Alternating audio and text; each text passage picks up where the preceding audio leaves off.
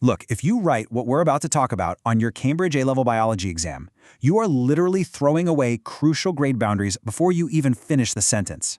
You might think you know this topic inside and out, for sure, but the gap between a B and an A star, yeah, it often comes down to one tiny, extremely painful mistake. Let's look at exactly what that is. I mean, it hurts to even see it, right? The mitochondria is the powerhouse of the cell. 0 marks. It's an absolutely great meme, but a completely terrible exam answer. This classic GCSE level terminology is exactly what traps so many students when we're dealing with mitochondria and small circular DNA. You might understand perfectly well what a mitochondrion does, but in an A-level context, using this kind of superficial language costs you absolutely everything before the examiner even reads the rest of your paper. So, you're probably wondering, where exactly are students losing all these marks? Well, based on actual Cambridge Principal Examiner reports for this specific syllabus topic, there are 3 fatal traps. First up, using the wrong terminology for the specific context they give you. Number 2, just flat out forgetting to check units and precise terms when you're looking at data. And third, this one is huge, giving generic, pre-memorized answers instead of actually applying your knowledge to the specific stimulus. And this brings us to a really harsh reality. Ordinary revision totally fails here. You cannot just memorize basic biology and expect to score top marks. No way. The official assessment framework explicitly states that it prioritizes analytical depth over superficial breadth. What does that mean for you? It means examiners aren't just testing if you know what a mitochondrion is. They want to see exactly how well you apply those core principles to completely unfamiliar contexts. It's like a giant puzzle. Okay, let's dive into this. If just memorizing everything doesn't work, what actually does?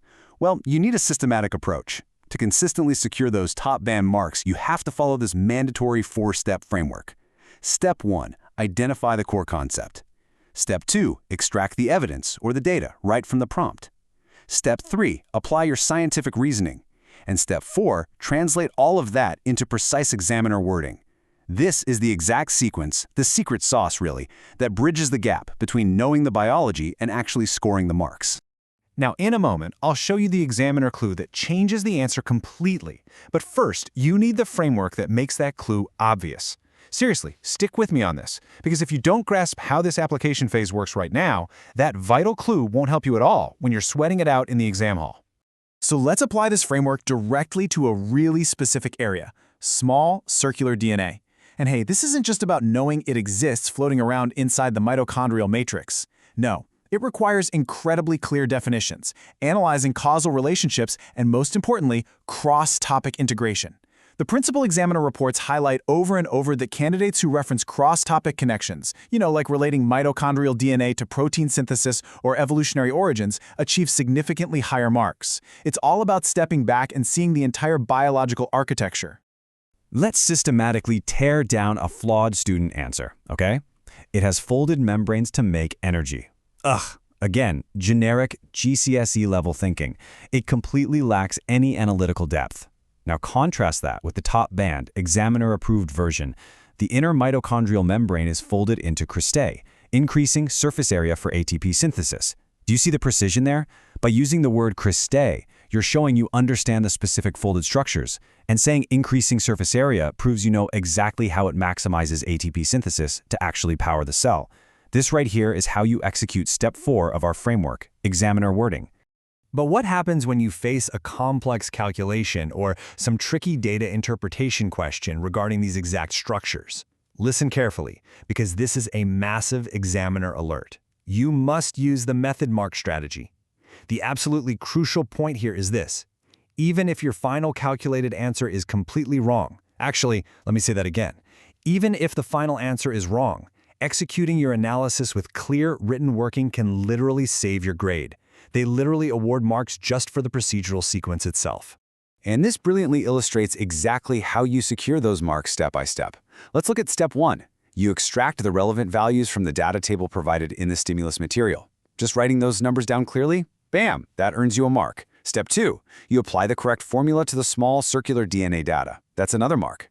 Step 3, your final calculation is presented with the correct units. Another mark. You must deconstruct the question, show your notation, and never, ever just write down a naked final answer. All right, let's escalate the difficulty a bit. I have a challenge for you. Spot the error in the scenario. Imagine you were asked to evaluate evidence, or maybe compare mitochondrial data between two different cell types. You write a brilliant, highly detailed paragraph explaining all the ways the two datasets match. Sounds great, right? But what is missing from this comparative analysis? Take a second. What did you forget? Well, if you only listed the similarities, you've fallen right into a classic evaluation trap. Top band students know they must explicitly state both identifying similarities and identifying differences. You have to use specific comparative connectives, support each and every comparison with evidence pulled directly from the stimulus, and then actually draw conclusions about their relative importance. A comparison is always a two-way street, you know?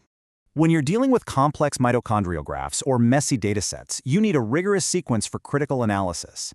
Evaluating evidence quality means you first identify limitations in the data. Second, you spot the assumptions made by the experimenters. Third, you actively look for alternative interpretations of that data. And finally, you assess how all of these factors actually affect the final conclusions. This sequence right here, this is exactly what examiners mean when they say they want analytical depth. Now, I get it. Under intense exam pressure, recalling these precise definitions and causal relationships can be incredibly tough. So here is a quick memory hack for the core principles of mitochondria and small circular DNA. Just remember the acronym CERW. Concept, evidence, reasoning, wording. Lock that into your brain right now. Whenever you face an unfamiliar context, just scribble CERW on the side of your paper and let it guide your structured, evidence-based reasoning. It's a real game changer. Let's bring this all together before we hit our final, unresolved problem. Here are your three most critical takeaways from this explainer. 1. Apply that CERW framework systematically to bridge the massive gap between basic biology and top band examiner expectations. 2. Always show you're working to guarantee you capture those life-saving method marks. And 3. Connect your core concepts to unfamiliar contexts. Never rely on generic, cookie-cutter answers. But wait, what if you apply the perfect CERW framework? You know your mitochondrial crystal inside and out. You show all you're working beautifully, but you miss the hidden command word in the examiner's prompt. I'll tell you exactly what happens. Misinterpreting a single command word will permanently cap your mark, no matter how flawless your biological knowledge is. It is the hidden, fatal cause of dropped grades. You absolutely cannot afford to let that happen. Understanding exactly what those examiner command words demand is the absolute mandatory next step if you want to survive this exam. Subscribe to our YouTube channel, Ace the Exams, at acetheexams_IGCSE to excel in your Cambridge examinations. Our next explainer on command words will solve this exact problem and show you the precise bands they trigger. Do not sit the exam without watching it first. See you there.